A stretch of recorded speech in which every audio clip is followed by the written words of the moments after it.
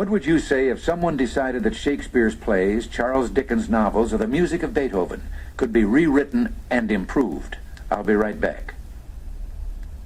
Writing in the journal The Alternative, Richard Hanser, author of The Law and the Prophets and Jesus, What Manner of Man Is This?, has called attention to something that is more than a little mind-boggling.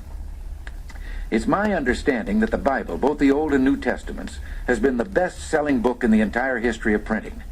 Now another attempt has been made to improve it. I say another because there have been several fairly recent efforts to, quote, make the Bible more readable and understandable, unquote. But as Mr. Hanser so eloquently says, for more than 3.5 centuries, its language and its images have penetrated more deeply into the general culture of the English-speaking world and been more dearly treasured than anything else ever put on paper.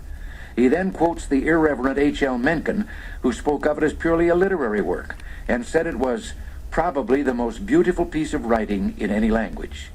They were, of course, speaking of the authorized version, the one that came into being when the England of King James was scoured for translators and scholars. It was a time when the English language had reached its peak of richness and beauty. Now we're to have the Good News Bible, which will be in, quote, the natural English of everyday adult conversation. Well, I'm sure the scholars and clergymen supervised by the American Bible Society were sincerely imbued with the thought that they were taking religion to the people with their Good News Bible. But I can't help feeling we should instead be taking the people to religion and lifting them with beauty of language that has outlived the centuries. Mr. Hanser has quoted from both the St. James Version and the Good News Bible some well-known passages for us to compare. A few thousand years ago, Job said, "How forcible are right words." The new translators would have him saying, "Honest words are convincing." That's only for openers. There is the passage, "For in much wisdom is much grief, and he that increaseth knowledge increaseth sorrow." Is it really an improvement to say instead, the wiser you are, the more worries you have, the more you know, the more it hurts?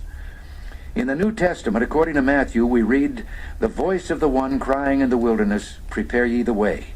The Good News Version translates that into, "Someone is shouting in the desert, get the road ready." It sounds like a straw boss announcing lunch hour's over. The hauntingly beautiful 23rd Psalm is the same in both versions, for a few words.